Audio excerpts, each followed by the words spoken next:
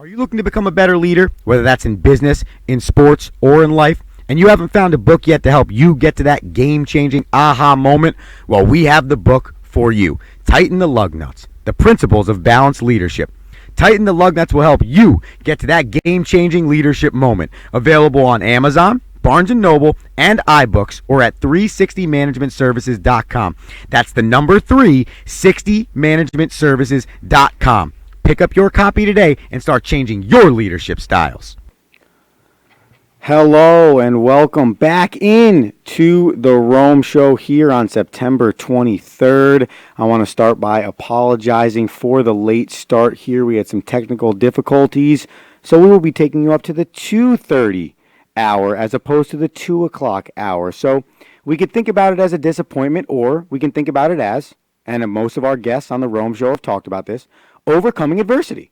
You know, sometimes you show up, you're ready to go, and then adversity hits, and that's completely okay. As Bill Winters told us, Rob DeToma, Nikki Jensen, and the allotment of guests that have been on the Rome Show to this point, you have to find a way to deal with adversity to find success, and the Rome Show is doing that today. I am your host, Andrew Romanella. I will be with you for the next hour. I only hope that you'll be with me as well. Calling in on the phones, the number is 609-807-2492. Reaching out on the Twitter or the Instagram at CoachRomo24. Shooting us an email, theromeshow1@gmail.com, or commenting on the Facebook comments section at facebook.com/Andrew.Romanella.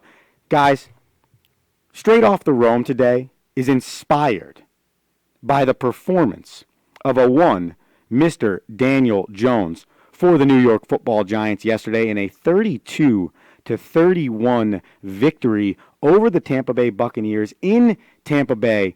Daniel Jones showed to me what and why Dave Gettleman and Pat Shurmur put so much stock in drafting him with the 6th overall pick. So here's what I want, okay? Here's what I want. I want the Giants fans out there. I want you calling in today, okay? I said it before. I'll say it again. 609-807-2492. The lines are open the whole show. And I want your opinion. I want your feels. Are you in full bloom love, as Dave Gettleman once put it? Are you weary that maybe it's just one game and you need to see more? Or are you still pissed? Are you still mad at the way Eli Manning was treated by the New York Football Giants organization? Because the way I see it, and what's coming straight off this Rome, is the fact that I believe Dave Gettleman and Pat Shurmur knew that this was going to happen. What do you mean by that? Okay? Well, we all came into the season thinking, oh, Eli Manning's the starting quarterback for the New York Giants. It's going to be some allotted number of weeks before Daniel Jones starts at quarterback. We'll wait till the Giants' playoff hopes are over. We'll wait till after the bye week. You know, all of these experts with all of these opinions on when Daniel Jones was going to start. Well, I believe that Pat Shurmur and Dave Gettleman knew that Daniel Jones was going to start way earlier than anyone would think. And why is that? Well, because if you tell Eli Manning in the summertime, hey, listen, we're going to start this rookie, okay? You can come back as the backup quarterback, or we'll release you, and you have the opportunity to go sign with another team, prepare this offseason, go play for that other team. What would you rather take? Eli's going to take the release, you would believe, because he still believes he can be a starting quarterback in the NFL, and he still believes he has a lot of football left in him. And then Daniel Jones is starting for the football Giants on week number 1 without that veteran presence that can help make him a better quarterback long term. So I believe that Dave Gettleman and Pat Shurmur said, you know what? We're going to name him the starter right off the bat. We're going to know that we have Daniel Jones in our back pocket. And we also know, and I think this is the common denominator and why the decision was so easy for them as opposed to the fans, is because they knew that Eli Manning would be a class act. He would do everything he can to be the ultimate professional. And he'd help Daniel Jones every single step of the way. So now you get the best of both worlds. You draft the quarterback that you want out of Duke, Daniel Jones, 6th overall pick. Who cares what the fans say? And you get the perfect situation where a potential future Hall of Famer, and that's an argument in its own right, can now teach and coach your young quarterback as he gets prepared to take over the reins of the organization for the next 15 to 16 years. So Dave Gettleman and Pat Shurmur might have been smarter than all of us because they knew that they had to convince Eli to come back, and the only way they could do that was for him to be the starter, knowing in their back pocket, hey, we can change this at any time. And we have every right to, especially if we're losing. Because obviously if we're 2-0, well, don't fix what's not broken. So you would keep Eli Manning. But the minute you lose 2 games, I think in the back of both their minds, it came to the front of both their minds and said, okay, this is the time for us to do it. And people are screaming and yelling, well, if you were going to do this in week 3, why wouldn't you have done it in the summer? Well, that's why they didn't do it in the summer. Because if they did it in the summer, when Daniel Jones comes off the field after a bad fumble or a stupid decision or a defense he's never seen, he's going to go and talk to Eli Manning. He's going to be in the video room with Eli Manning. But if in the summertime, you told Eli that he wasn't going to be the starter, Daniel Jones is coming back to, I don't know, insert backup quarterback here. A guy that's not going to help him develop, not going to help him in the video room, and isn't going to have 2 Super Bowl rings and 15 to 16 years worth of a starting experience underneath his belt. The other thing I felt yesterday while watching Daniel Jones run his way, that's just the irony of the whole thing, too. Of course, he scores the game-winning touchdown running the ball, and that's what everyone says, oh, he's more athletic than Eli, whatever. Okay. The other thing that I thought about yesterday with the whole, Daniel Jones starting quarterback for the New York Football Giants is, man, there are a lot of quarterbacks that are either young, first, second, or third-year guys taking over the reins of NFL football teams. So I went back since the start of the 2018 season. So you can include 17 weeks of the regular season in 2018 and then 3 weeks of the regular season in 2019. So that's the last 20 regular season weeks of the National Football League. Okay? And you look and you say, oh my God, 13 teams in that time, including week 3 with a bunch of changes in the NFL as well, which we'll get to in a little bit. 13 times a team has changed their quarterback since the start of the 2018 season. So for me, I say to myself, wow, I think we're in a changing of the guard in the NFL. And we remember this with the Eli Manning, the Phillip Rivers, the Ben Roethlisbergers, the Tom Brady's, that Drew Brees, as that era played their way through the 2000s and into right about now. It was the exact same thing. Oh, look at these 5 or 6 quarterbacks everyone has so much excitement about. Well, now it's like 12 or 13. You could list off double digits worth of teams with a young quarterback right now that is super stoked and super pumped about where their organization is going to go because they have one of those guys at the helm. Before we get off the Daniel Jones New York Football Giants conversation, and remember, I want your opinions, Giants fans, at 609-807-2492. I want you to hear from the head coach of the New York Football Giants, Pat Shurmur, who spoke after the game, after the 32-31 victory over the Tampa Bay Buccaneers, about his young quarterback and some of the things that he sees in him and some of the things that he did well. So let's hear from the head coach of the New York Giants, Mr. Pat Shurmur.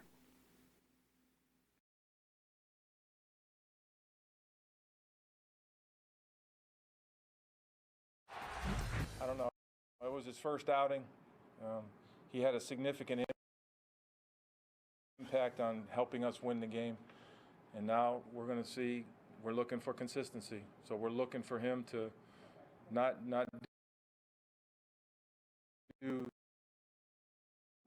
be heroic, but just be the best Daniel Jones he can be. And so now he's going to go through the process of trying to get his body back and get ready to play Washington. And we'll help guide him through it. We're very confident, though, by what we've seen.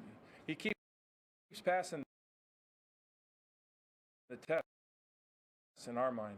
And until this afternoon, he hadn't played in a regular season NFL game. And maybe I'm seeing it wrong, but he didn't disappoint. When he comes to the sideline after a couple of negative plays, do you have to calm him down? You have to? Nope, not a bit. That's part of his charm. he's mature beyond all of our years, trust me. We've all been together long enough. I know that for a fact. There's certain things that I knew about this kid when we drafted him. He was tough, he was competitive, and in my opinion, he's a winner. Now, the rest of it is just pure quarterback stuff. And because of those first three things, that's why he's going to have a chance moving forward. He's tough, he's a competitor, and he's a winner. And I know there was a little cut in and out there on some of those clips, but the few things I really wanted you to hear was his note on consistency. He wants Daniel Jones to now show the consistency of an NFL starting quarterback. And I believe that's exactly what every head coach is looking for, because you want to know every single week you're going to get plus play from the quarterback position. It's the only way you can win football games in the NFL, especially the way the NFL is currently constituted. He doesn't need him to be heroic. No. Now, was he heroic yesterday? Heck yeah. Heck yeah, he was heroic yesterday. Are you kidding me? That was awesome. 4 total touchdowns. He seized the field on the third down play in which he scored. It was beautiful. It was a three bunch set wide receiver to his left. He was in the shotgun formation, okay?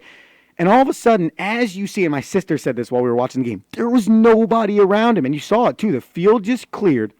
And oftentimes you'll see a young quarterback tuck the football and run too early. I felt like you see him go through his reads, and the whole day, you see him go through his reads, and he was only using his legs when he needed to, or, as you saw on the first touchdown, he rolls out, and that is kind of what you want out of that play.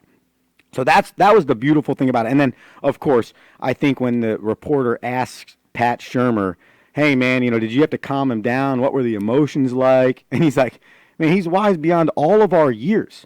And I think that's where you put the stock, Giants fans, 609-807-2492 to give me your opinion. That's where you put the stock in the 6th overall draft pick, because I get it. The argument after the draft was, oh, you could have gotten him later in the first round. Did you need to waste the 6th overall pick on him? Why, when no other teams thought he was a first-round quarterback, or the New York Football Giants taking him in as the 6th overall pick? Well, and I'm not going to be one extreme to the other. I'm not going to tell you that he was the worst pick in the NFL, and I'm not going to tell you he's going to be the best quarterback to ever play. But what I'm going to tell you is, through 5 months since the draft in April, it feels to me, hey, I'm the resident Dolphins fan in here. I mean, heck, the Miami Dolphins may not win a football game until 2020. I'm okay with it. But you look at it and you say, maybe Dave Gettleman knew what he was doing, man. Maybe Dave Gettleman is not as Looney Tunes as we all thought. Now, the defense is terrible. And the second half was better. I think you're super fortunate that the field goal kicker, Gay, for the Tampa Bay Buccaneers, missed the field goal at the end, because, Janoris Jenkins is a bad cornerback or safety, whatever. He's a bad defensive back, and he got burned by Mike Evans. Mike Evans burned him the whole game for over 200 yards, 3 touchdowns, and even at halftime, Bruce Arians' exact quote was, Janoris Jenkins is lined up with Mike Evans, and we love that matchup.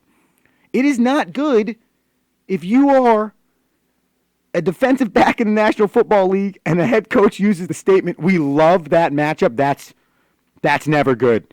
And Janoris Jenkins might be the worst defensive back in the National Football League right now. And that needs to get cleaned up, because you're one right foot away from being 0-3. And even though you're sitting here saying, oh, Daniel Jones played great, this is exciting, at the end of the day, throw Daniel Jones and the offense out the window. Your defense is terrible.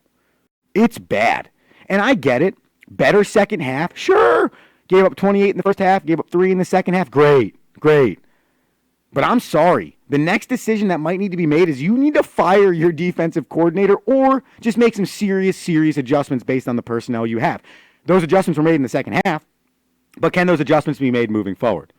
Can those adjustments be made next Sunday? Will those adjustments be made next Sunday? And will Daniel Jones show the consistency that Pat Shurmur is looking for him to continue to push forward for the New York Giants? Here's my last thought.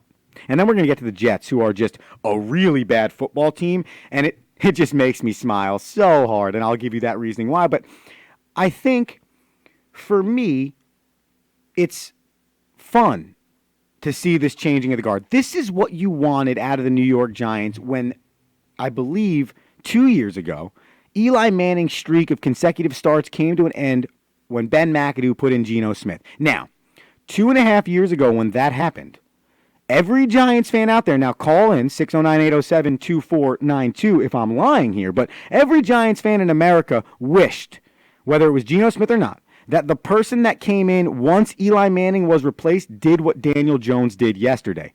But because Geno Smith was the guy, Ben McAdoo was the head coach, and the performance was so terrible, it was magnified. It was taken way to the nth degree on how angry Giants fans were and how angry people were that they sat Eli Manning in the midst of that streak. If 2.5 years ago, Eli Manning lost his streak, I believe it was like 213 straight starts or something like that. If he loses his streak to Daniel Jones comes out and he goes 23 for 36, 336, and 4 total TDs. There's not one Giants fan in America that says, wow, Daniel, I can't believe Eli Manning was. No, they say, all right, hey, you know what? Maybe it was time for that. You know, the streak is not as important as the development of the franchise. But now think that we're talking 40 football games ago. So you almost wasted, maybe not wasted, maybe that's the extreme word, but you significantly left opportunities on the table in the last 2.5 years to be a very good football team because that was the decision that was made 2.5 years ago. And then you waited 2 more drafts to pick the quarterback. So now, I think as a Giants fan, you can accept this fate for Eli Manning more so than you ever could because the dude that stepped in behind him actually showed that he could be a legit quarterback in the NFL. And now you're super stoked about it. And it's funny because I asked you this question, Giants fans. And I even asked this question to Jets fans. Daniel Jones or Sam Darnold? Right? Daniel Jones or Sam Darnold. Now, I know we have 12 games from Sam Darnold last year and only 1 actual football game that counts for Daniel Jones this year. But in 5 years, if the trend goes that Sam Darnold can't make it through a 16-game season, whether because if it's injury or anything else, and the New York Jets, because, I mean, I don't know what's going on over there. That defense is terrible. You thought Greg Williams was supposed to come in and be a defensive guru. You've seen it in the past. Adam Gase, supposed to be the quarterback whisperer. Not very good at his job, at least in my opinion, at least. And it's not looking good over there in Florham Park, New Jersey, where the Jetropolitans are home for their practice and their training. So, Sam Darnold or Daniel Jones. And I know as the year goes on, we'll have more of a sample size. But to me, when I woke up this morning on September 23rd, for the first time in the last year and a half, I felt like the New York Giants organization was in a better spot than the New York Jets organization. I didn't feel that way until I watched that football game last night. And I told you once, I'm going to tell you again, I'm not going to put an unreal amount of stock in the Tampa Bay Buccaneers and 1 game for Daniel Jones. I'm just like Pat Shurmur, man. Show me some consistency. You don't got to be a hero. All that stuff.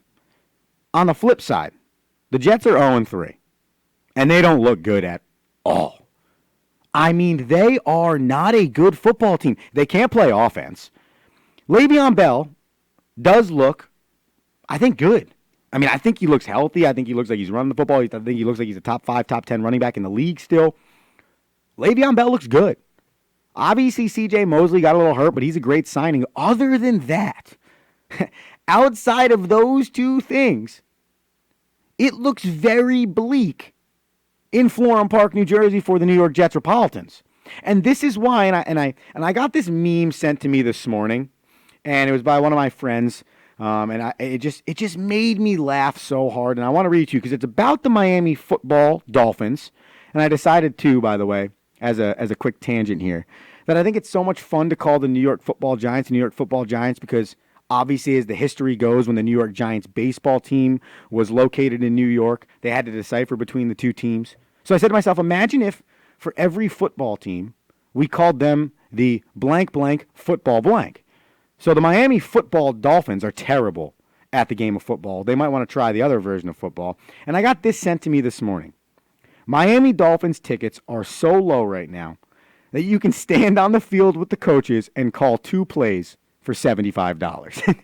And that just made me laugh because that is a meme that is depicting probably what you would believe is the worst franchise in the National Football League right now. But, and I've done a lot of thinking about this in the last 12 hours because my Dolphins fanhood is taking not a year off, obviously, but there's not much to cheer for right now. But I said to myself, are they the worst franchise in the NFL right now? Because they might be really, really bad at the game of football in 2019, but in 2020 and in 2021, they have 8 draft picks between the first and the second round.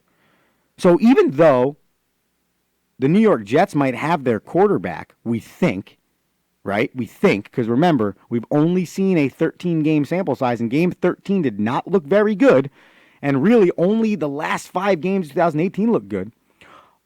I almost take the question deeper. Are the Jets in a better position? Or are the Miami Dolphins in a better position? What is it? Because I think it's the Dolphins. Because if I'm going to be bad, and I'm going to be starting a second-year quarterback, a.k.a. Josh Rosen, a.k.a. Sam Darnold, I'm going to take the Miami Dolphins situation of having more draft picks over the next 2 years than I am the New York Jets.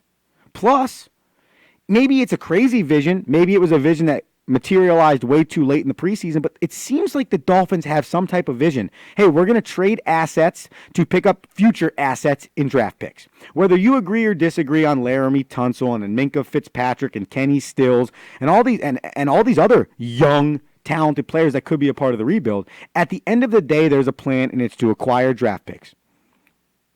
So I ask, right? The Dolphins or the Jets? In the AFC East, who is farther from success, the Dolphins or the Jets? Before we continue on here, we want to remind you to call in here at HamiltonRadio.net, Channel 2, The Rome Show, your host, Andrew Romanella. Get on the show, ladies and gentlemen. Call in. 609-807-2492. Get us on the Instagram, Coach Romo24. Get us on the Twitter, Coach Romo24. I am, super proud of myself, humans, because I've been, looking at the Facebook. I see people commenting in. I've been looking at my phone. I see people commenting in. These are the things we need. And it fires me up. It fires me up.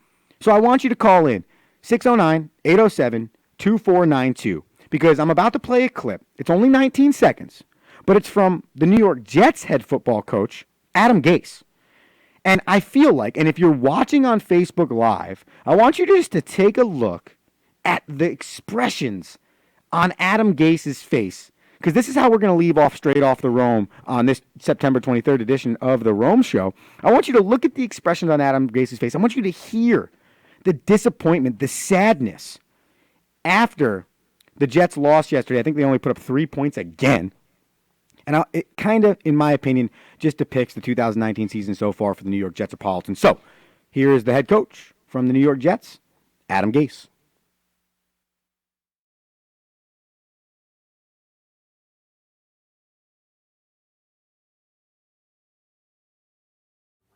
Yeah, I think we got some things to clean up. I mean, I think once we get Jameson back at his normal position, that'll help. He's trying to basically do us a solid by playing outside today. And the offensive line is a veteran group. There's no rookies in there. So how disappointing is it to see the way they've been performing? Yeah, I mean, we got to look at a lot of things over this bye week. I mean, I never thought I'd say week 4 bye week. I'm glad it's here, but I mean, we got to address some things. We got to figure out what's going on. We're not in sync. We're not doing a good job of working together. We're kind of all over the place, so we got to get that fixed. Adam, I think there were a minimum of 3 sacks where the Patriots were able to get to Luke by just rushing 4 guys. I mean, is this something where you need They got there with 3 one time. So, I mean, it's not good. Is this something where can you simplify it at all? I mean, what can you guys do to fix that? Watching the facial expressions on Adam Gase right there, if you couldn't watch, you could hear it. And the most, I think, alarming statement in that clip right there from Adam Gase was, I've never been so happy for a week 4 bye. I've never been so happy for a week 4 bye. That's never a good place to be, ladies and gentlemen. That is not good. The Jets are not a good football team, if their head coach is thankful for a week 4 bye? And I ask this question because it just is so stupid to me that the Jets front office would think that hiring a football coach that just failed for 3 years in Miami without a year off, without time to get better, without time to think, was going to be a good head football coach for the New York Jets. I'm confused, right? When we're going through the interview process and we're thinking about the new head coach for the New York Jets, what are we saying to ourselves? Oh, this is a really good idea. Let's go find the guys that failed for the last 3 years. We'll hire that guy, and we're just gonna fully believe it'll be different. It's going to change. It's not going to change. The problem with Adam Gase is he does not coach his personnel. He coaches his scheme. He wants to play the brand of football he wants to play. Well, Adam, hey, newsflash. If you don't have the players, you can't play the scheme. You can't. It's just not possible. So I put this on the front office of the New York Jets. They also brought together a weird coaching staff. For those of you that don't know, Adam Gase's father was the person that got Greg Williams, his defensive coordinator, in trouble for Bountygate back in the day with the Saints. How do you believe, A, hiring a football coach who just failed for 3 years in Miami, probably not a good idea. No, listen, I know he took him to the playoffs in his first year, combination of Ryan Tannehill and Matt Moore. But if you look at the offensive talent on that team, he was able to do things he wanted to do because they had that talent there. Right? That's the key. Well, now, he doesn't have that. He has Le'Veon Bell, great. That's about all he has right now. Robbie Anderson can't get open. I haven't seen him be open in 3 weeks. And nothing's changing. And then you put these two together. I'm sure do they want to be together? Does the head coach want Greg Williams? Then you fire your general manager 2 months after Adam Gase takes over. Hello? Maybe we could realize what the issue here is. I'm not saying that Mike Maccagnan was the best general manager in the National Football League, but I'm telling you there are issues inside your organization if you hire a new head coach and then 2 months later fire your general manager after he goes through the draft and after he goes through the free agency process. I don't know, man, but to me that sounds just a little not smart. So the Jets, they're struggling. I think they're worse than the Miami Dolphins. I think the Giants are in a way better situation than the New York Jets. And I just got a write in, and it just made me laugh. This is from my former roommate. Well, yeah, my former roommate will always be my first roommate in college, Pat Barry. He is he's working as an instructor at Army Ranger School right now. One of the most BA dudes I've ever met in my entire life. And Pat wrote in, I wish it was acceptable for a head coach to get on the podium and just say, listen, everyone knows we suck. What do you expect? I agree, 100%. Well, it should absolutely be acceptable for somebody to stand up there and say, hey, guys, listen, we don't have any talent. We're not a great football team. We work hard. You could compliment the guys. They might work hard and cool stuff too, but they're just not NFL football players. So, Pat, in my opinion, I think it is super okay if a dude gets up on the podium and just talks real to us and says his football team is not that good. Listen, you can call into the Rome Show. It's 609-807-2492,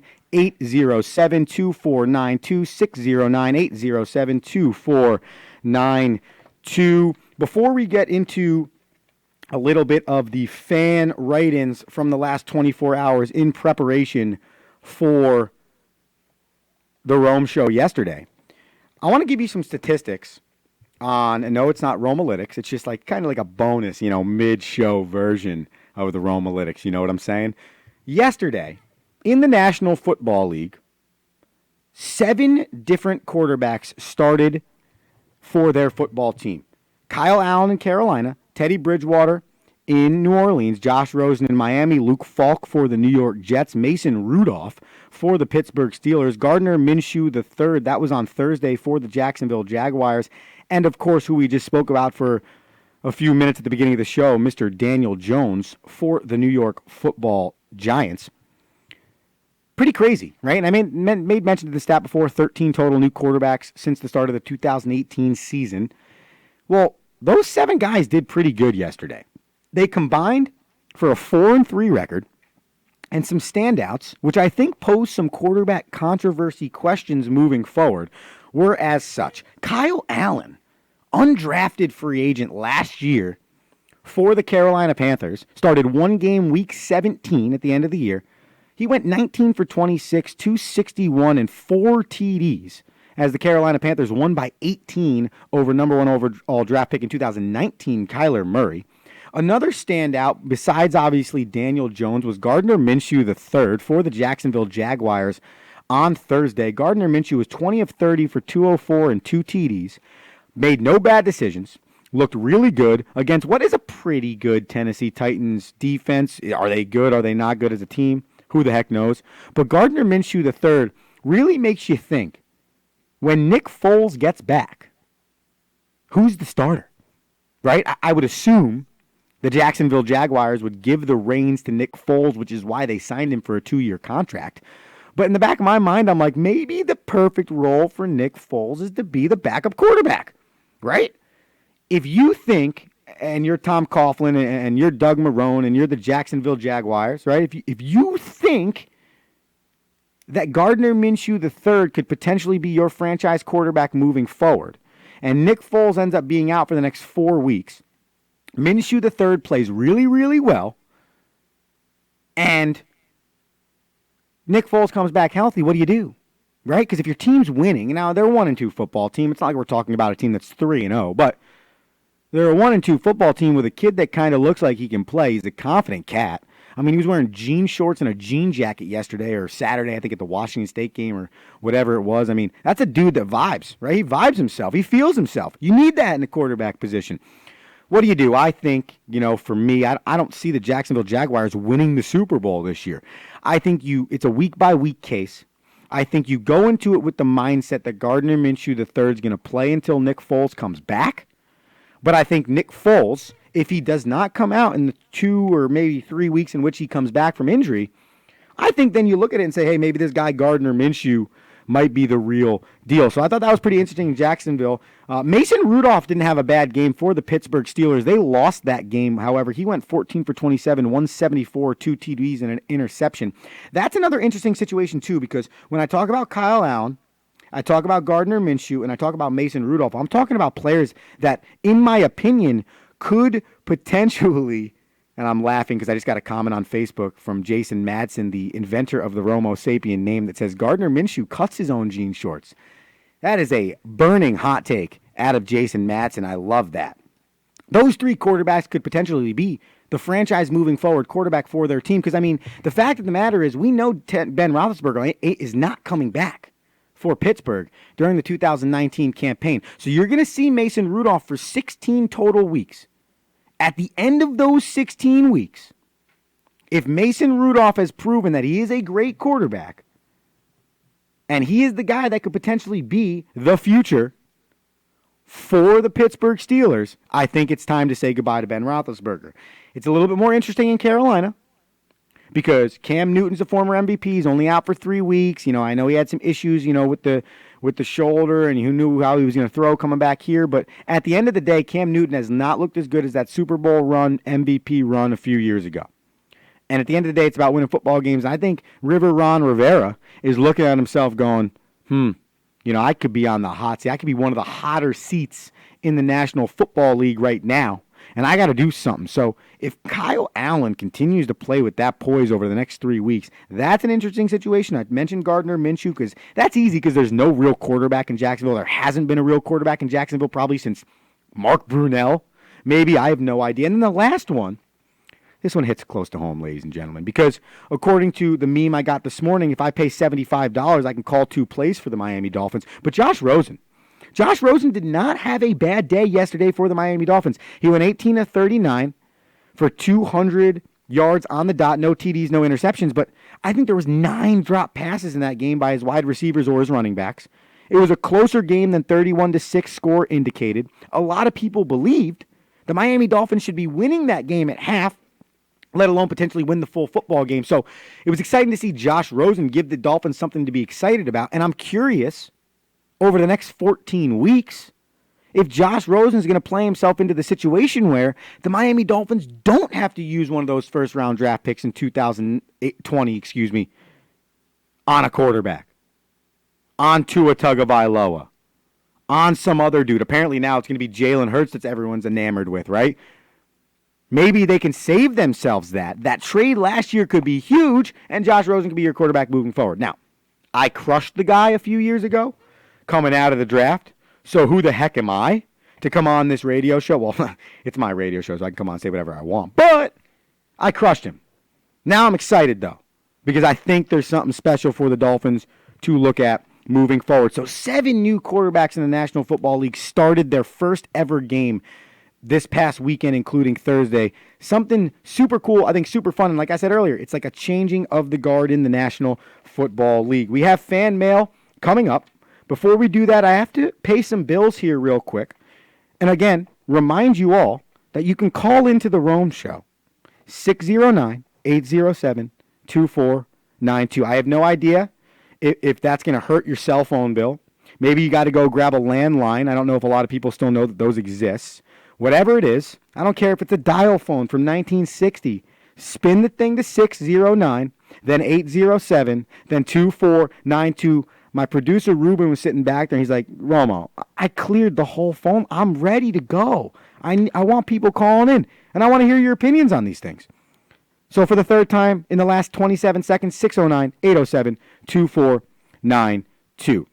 Ladies and gentlemen, are you looking to become a better leader? Because everyone should know by now that The Rome Show is sponsored by 360managementservices.com.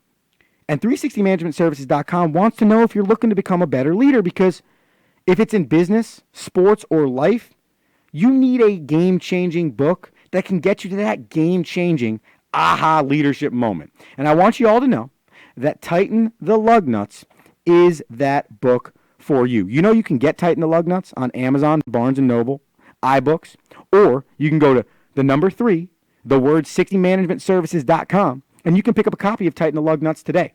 Because I want to remind you all that for the remainder of 2019, every single book sold, every single book, $1 from every single book sold is going to be donated back to the V Foundation for Cancer Research. Guys, I've read the book, and I have not read, I'm going to be honest with the Romo Sapiens here. I haven't read a lot of books in my lifetime. I've read a lot of half books, a lot of chapters of books, a lot of different books in terms of words on a page. But I have not read a lot of books in my lifetime from cover to cover. Tighten the Lug Nuts is the book that you can read from cover to cover. It might be 110 pages, and I think I'm exaggerating there. So you need to head over to the number 3, the word 60managementservices.com. You need to head over to Amazon, Barnes & Noble, iBooks, 360 Management Services, whatever, dude.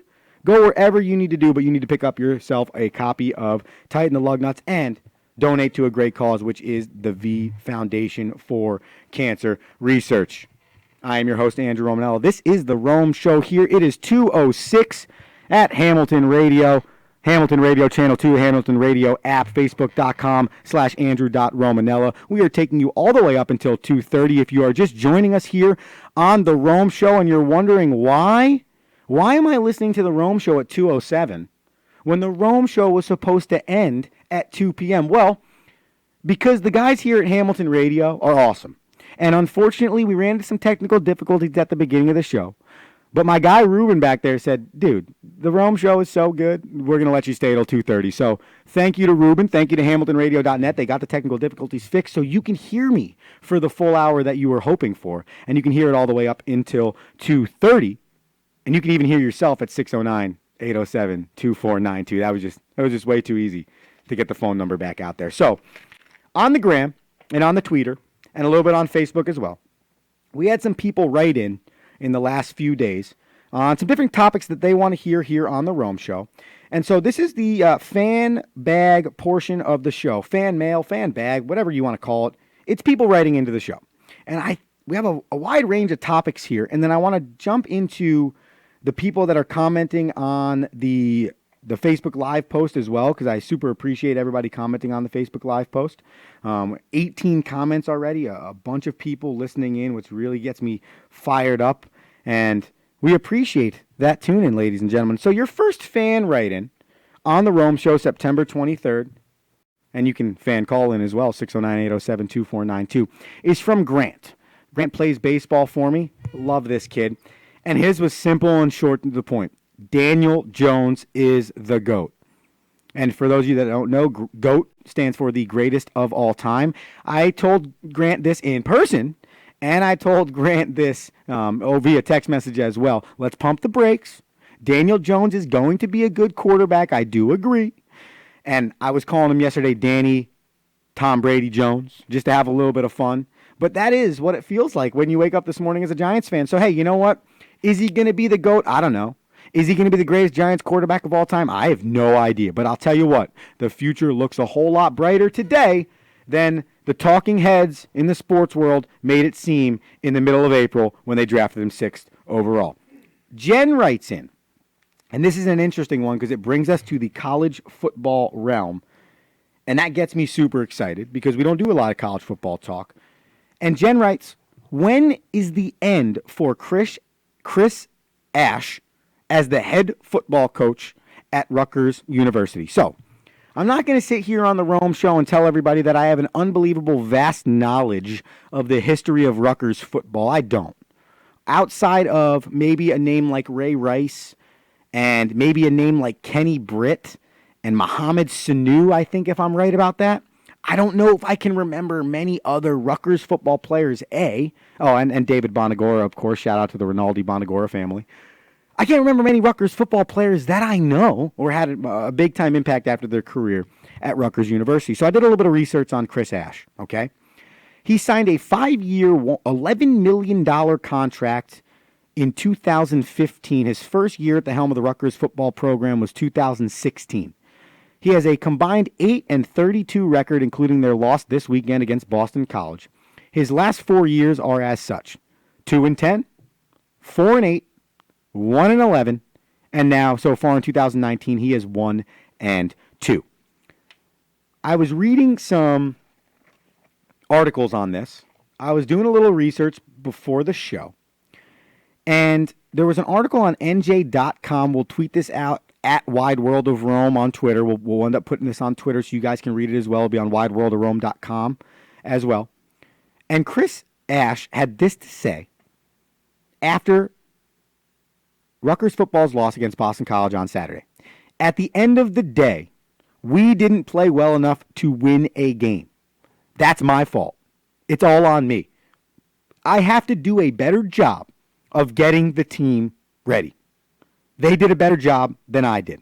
And if you read the paragraphs prior and the paragraphs slightly after Ash talks after the football game, they talk a lot about his demeanor, his body language. He looks like a dead coach walking at Rutgers University. So to answer Jen's question, I believe it is during, not after, but during the 2019 season that the Rutgers football coach Chris Ash is going to be fired. And here's why. Rutgers travels to Michigan next week, and Michigan just lost a bad football game to Wisconsin, so they're going to be pissed. Then after that, they're home against Maryland and home against Indiana. I would believe that if they're 1-5 after that trip, I mean, I don't know how you can continue as the head football coach. And at that point, it's like, okay, they're 1-5. Maybe you want to do the right thing and give him the remainder of the year. Well, it doesn't matter, because what's really going to change? So I believe, in conclusion, that it is during the 2019 season that the head football coach at Rutgers will lose his job. And my last point on this is this, and it's not just about the football program. And call in 609-807-2492 if you are a Rutgers University alumni out there, and I'm speaking out of turn here, right? Call in, go ahead. But I think this is all Rutgers sports. We need to keep great New Jersey athletes in the state of New Jersey. It's case in point. If you want to have a great football program, you want to have a great hockey program, baseball program, soccer program, you name the sport at the collegiate level, the lifeline of those sports is recruiting. Rob DeToma came on this show in the middle of August to talk about rebuilding the FDU Neck baseball program, and he said recruiting is your lifeblood. Recruiting is the lifeblood of every great program in college athletics, and winning your state is just as important as having top-level recruits from anywhere. Because if you're not winning your state, if great football players in the state of New Jersey don't want to stay playing football in the state of New Jersey, how the heck are you going to improve the university that calls themselves the State University of New Jersey? It's not possible. And furthermore, you're in the Big Ten. So you're already the 10th school out of 10. I know it's not 10 schools, like 12 or 14. But for sake of example, you're the 10th school of 10 that kids want to go to. So not only are you losing the best football players in the state of New Jersey to Notre Dame, to Michigan, to Alabama, to Clemson, to Indiana, to other Big Ten schools, you're not keeping your in-states, and you're also not the premier destination to play at. Those two things work highly against you. So I think it's the whole university in general that needs to make that change and really needs to get on their New Jersey recruiting. Before we continue with fan mailbag, we have a fan phone call, and I'm super stoked about it. I'm amped. Caller, please give me your name and tell you what you want to talk about. My name is Jim. I'm from South Florida. Oh, I think I in. know this, Jim. Is this a one Uncle Pencil calling into the Rome Show? This is. Oh, this is. And I'm honored to be on the air with you. I'm super pumped that you called. Can I say what would you like to hear right now, Uncle Pencil, on the Rome Show? Well, the reason why I'm calling is, and unfortunately I wasn't able to listen to your opening conversations and things like that, so I don't know if you've touched on this, but Daniel Jones, went to Duke, and I'm a Duke alumni, so I followed him for 4 years, and I made it a point to try to go to a sports bar tomorrow, yesterday, to watch his debut, because we couldn't get it on our stations down here in Florida. They didn't carry it, and it just was an unbelievable karma afternoon for the Giants, and it just shows that a young quarterback can come in and rejuvenate a team that was clearly a little bit down in the dumps, and then when their top receiver, running back, went down, they were even more in the dumps, and just a great karma afternoon for the Giants. And I was curious as to what your take was on it. Well, I loved it, Uncle Pencil. I loved it, and I loved it for two reasons. Because everyone crushed the Giants for drafting this guy, and that was the first thing. And then the second thing is, I just love perseverance. When a guy has all the chips stacked against him, whether he might believe that or not, the perception was that everyone had the chips stacked against him. So for him to break through those two barriers in game number one, to me, I think that was the best part of the whole thing. And honestly, he has a little bit more personality than Eli. He smiles a little bit more. He's a little bit more excited. I love that. And I think you, as a Duke fan, Uncle Pencil, can touch on this more, but you probably watched more of him in college and saw more of those things than most New York Giants fans coming into the 2019 season. Yes, most definitely. And listen, we, a lot of our Duke fan base was pleasantly surprised that he was taken as high as he went. But we understood what was there. And listen, one game does not make a career, so he's got a long way to go, and he's got to withstand a lot of punishment this season, from, on-rushing linemen and things, because I don't follow the Giants that closely, but they don't seem super strong with their offensive line, so he's going to have some challenges. But what we did see during the Duke years was a smart kid, and one that made the most of his abilities and improved. And you have to credit his coach, which is Coach Cutcliffe, for developing him. But it was no surprise to us, because Cutcliffe had developed Eli and Peyton Manning earlier on in their careers. So I'm sure that was the connection to the Giants. Both Cutcliffe probably talking to the front office, and Eli probably also talking to them. Now, listen, it's Eli's replacement, but he must know that he's on the tail end of his career, of a great career, mind you. So it remains to be seen what he can do. But one of the things that was great was that all during his career, when he would get stuck near the goal line, he would always go with the keeper. Whether it was a design play or just nobody was open. And I mentioned it to some people at the bar. I said, geez, it's time for him to take it in. And wouldn't you know it, 2 plays later, he went in, and that was unbelievable. And then for the Tampa Bay kicker to miss a chippy, it was pure football gods, looking down and saying, we're just going to make this day special. for the New York Giant fans and all of that stuff. So I just wanted to call in and impart that, and we'll see what happens. Real quick, before you get off the phone, Uncle Pencil, I need to ask this question because you have the pulse on South Florida, okay? Because you live there. How bleak is it for the Miami Dolphins franchise right now? It's pretty bad. Everybody knew going in that this was going to be a rebuild year, and while you don't want to use the hush hush words of tanking the season, everybody sort of knew that it was going to be one of those kind of seasons, and but when the stark reality hits, it starts to really get bad. But you have to have perseverance because the Dolphins for so many years fell into this 8-8 rut that gets you nowhere. It really doesn't get you anywhere, and there's going to have to be some pain now. But I think they have the right coach, and you got to just give this guy a chance. You really do, because he's coming from a blue chip program, and he's got a plan, and you can't just worry about 3 games against teams that are going to beat you anyway, no matter if you're not in a rebuilding year. I mean, most of the Cowboys are top, and of course New England. So it's going to be a long season. and I said it earlier, but I'm okay with it because at least they have draft picks, and I think they're in a better spot than the New York Jets, and that makes me happy. Yeah, well, it's interesting that you brought that up because my wife was saying yesterday. She goes, I'd be curious to see, how Gaze does up in New York, and the players that leave the Dolphins for years have all gotten good, and you wondered about that.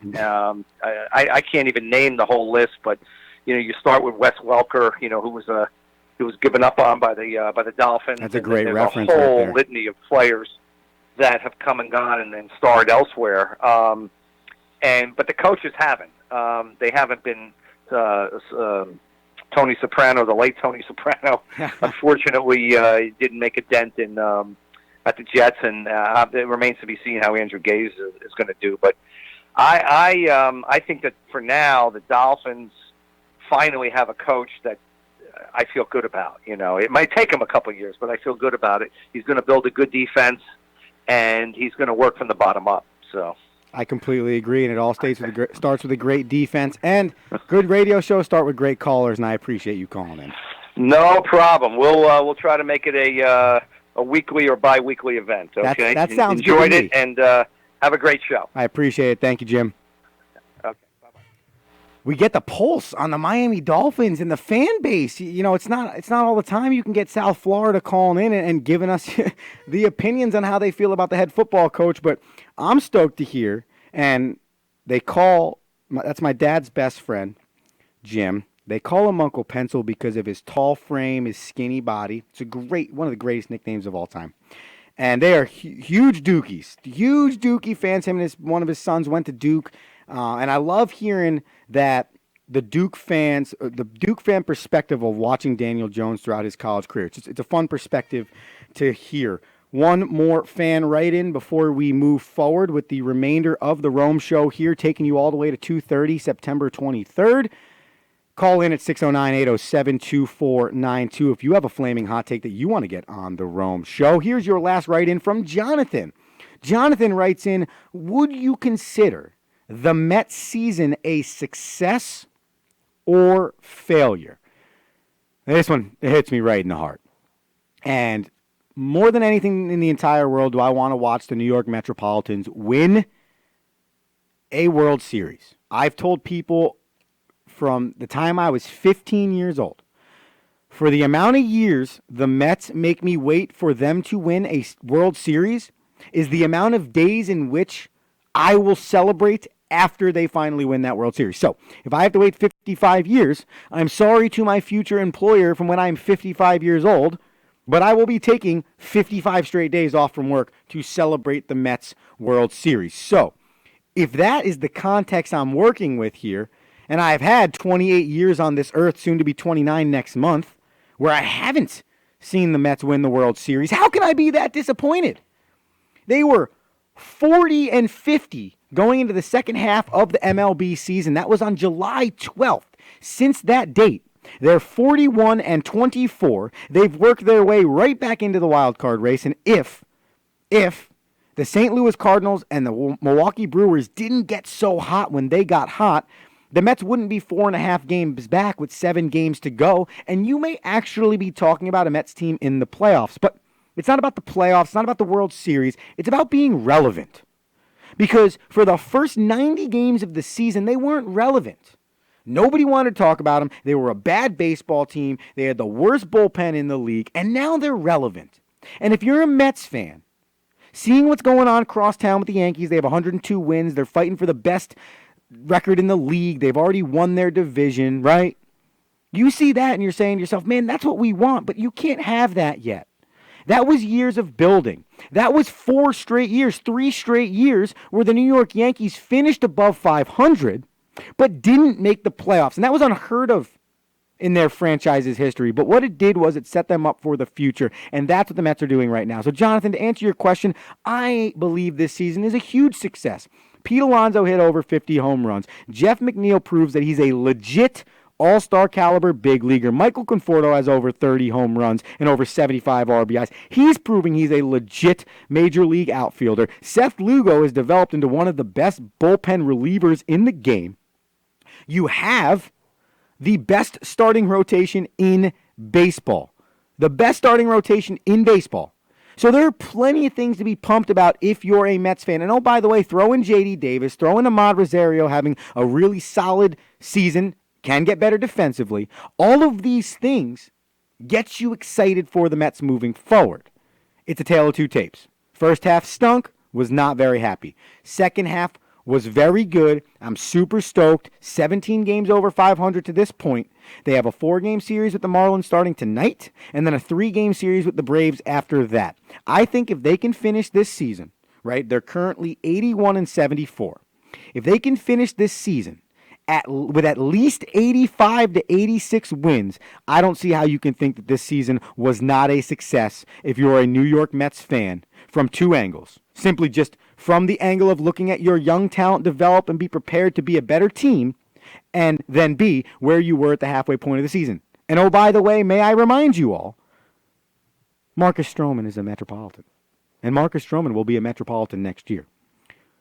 So just think about this. Jacob deGrom, Noah Syndergaard, Marcus Stroman, Steven Matz, Zach Wheeler. I know you probably got to re-sign. You're going to have to see what you want to do with Syndergaard. Some guys are going to want contracts. Everything is not as easy as saying it's just going to be those 5 guys. But if the Mets do what the Mets should do and make sure at least for one more year those 5 guys are in your starting rotation, I don't see why they can't have a successful 2020 campaign. I thank everybody that wrote into the fan mail, either on the Instagram, the Twitter. Not many on the Gmail. It's okay. It's okay. We'll get better at the Gmail. TheRomeShow1@gmail.com. And, of course, I appreciate Jim calling in, 609-807-2492. We've had a lot of callers in the past. We've had a lot of people interact on the Facebook. Before I give you your Romalytics and finish the show today, I just want to give some shout-outs on the Facebook to the people tuning in. Our fearless leader of the Rome Show, Rocky Romanella, Mr. Author of Titan the Lugnuts. Tom Kane chimed in. And it was at the beginning of the show, and I love TK. TK is the man. TK said, you can't control the uncontrollables, Romo, and that's it. We could not control the uncontrollables at the beginning of the show. A few of our guests have mentioned that, and you're right, Tom, we can't. But we controlled what we could control, and we dominated this September 23rd show. Grandma Angie, thank you for tuning in. Katie Fissel, Debbie Romanella, Donna Morelli, love you all. Pat Barry, I mentioned him before. Jason Matson, you as well. I appreciate all of you tuning in. I see Vinny Malzahn, Elsie Mordan, and a few others jumping in on the Facebook. A lot of Mets love right now. We need Washington to go on a losing streak. I completely agree. Let's go Mets. Has anyone checked in on Cespedes lately?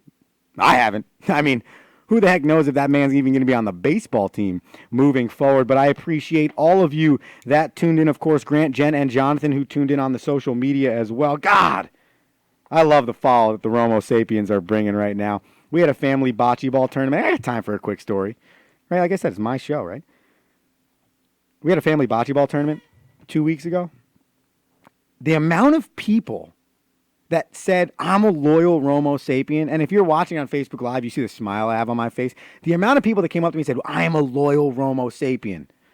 It just got me so fired up. It got me so excited because it feels like what we're doing here at Hamilton Radio is cool and it matters. You know, hey, we're going to dive into some teamwork, some leadership, the outside, the X's and O's of the sport. We're going to have those great guests on like Nikki, like Rob, like Bill, like Kurt Flume from the FDNY last week, like Rocky Romanella. But we're also going to dive into the nitty-gritty of the sports conversation. We're going to dissect some of this NFL. We're going to talk a little bit of baseball as we move forward. A lot of good stuff in the next week. Tune into the baseball postseason picture as that clears itself up. We're going to do it all. We want to be as multidimensional as possible here on the Rome Show for you. So I'll leave you with this. Previewing tonight's Monday Night Football game, here are your Romalytics for September 23rd, 2019. First and foremost, who the heck decided that Washington versus Chicago was a really good Monday Night Football game? That guy should be fired. I'm sorry, whoever that guy is, and I'm sorry I'm calling for your job, but you chose the Washington Redskins and the Chicago Bears for Monday Night Football? That's just bad. That is just really, really bad. So, bad job out of that guy, and we need to clean it up at the Monday Night Football headquarters because I don't want to be watching Washington versus Chicago on a Monday. That's a whole nother conversation. Going into this game, the over-under is 41 points. Did you know that the last 7 games that the Chicago Bears played in, they have come under the line that has been set by the Las Vegas sports book? So the over-under is 41. If you're putting your money somewhere, put it on the under. Plus, that defense is really good, so I could see them holding Case Keenum and Washington Redskins very down in terms of point total, and it's not like Chicago's offense has looked that good. Chicago comes in with a 1-1 record. Washington comes in with an 0-2 record. Here are some stats for you from both sides. The Chicago Bears are rushing the football 68.5 yards per game. That's not very good, and it's not what they expect, which is why their quarterback, Mitchell Trubisky, has only thrown for 348 yards, 0 TDs, and 1 interception through the first 2 weeks of the season. If you can't run the football, you're in a lot of long down and distances, second and third down, and it makes it a lot harder for your young quarterback. Last stat for the Chicago Bears, they are giving up 12 points per game the first 2 weeks of the season. They are the third best scoring defense in the National Football League. On the flip side, the Washington Redskins are terrible at running the football. They average 2.5 carries per game, 37.5 yards per game, which is the worst in the National Football League right now. However, they're the 9th ranked passing offense. Case Keenum has an 111.2 passer rating, and he's thrown for an average of 300 yards in both games for a total of 5 TDs and 0 interceptions. So when I look at this game and I make a prediction, the Bears are favored by 5 points. So I'm going to take the under. I'm going to take the Bears. I believe this game's going to finish at 22-14. Okay, so that's 36 total points. That's above the -5 spread. And I think you're going to see Case Keenum play well. You're going to see Mitchell Trubisky play okay. But the Bears' defense is once again going to be the story in this game. The Bears will go to 2-1, and the Redskins will go to 0-3. Those are your Romalytics for September 23rd. Tune into a terrible football. Excuse me, I'm sorry, that's just mean. You can tune into Monday Night Football. Let me know what you think. Get me at Coach Romo24 on Twitter and on the gram. Shoot us an email, theromeshow1@gmail.com. Thank you so much for everybody that tuned in. The Romo Sapiens, the people on the social media, Jim for calling in, everybody. It's much appreciated. The Rome Show will return next Monday, September 30th at 1 p.m. We will have special guest Jamie Quinn on that week, so he can come in and talk about building a Division III baseball program. He's a huge Metropolitans fan, so he can dissect the remainder of the year for the New York Metropolitans and so much more in the world of professional and collegiate sports. I appreciate everybody.